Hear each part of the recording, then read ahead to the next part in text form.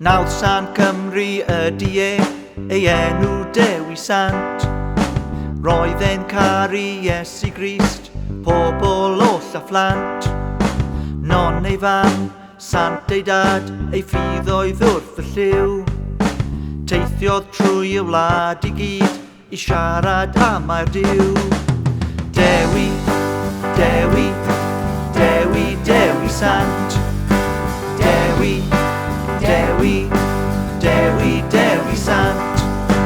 Un dydd mewn pentre bach yng nghanol Ceredigion. Tyrfa fawr ddaeth i weld a gwrando ar ei straeon. Weledaeth colomen wen a glanio ar ei ysgwydd. A'r ddeiar gododd dan ei draed, dyna wyddgoryddedd. Dewi, Dewi, Dewi, Dewi Sant. Dewi, Dewi, Dewi, Dewi Sant. Rydyn ni'n cofio Dewi Sant, mae'n arbennig iawn. Mawrth y cyntaf yw y dydd i ddiolch am ei ddawn.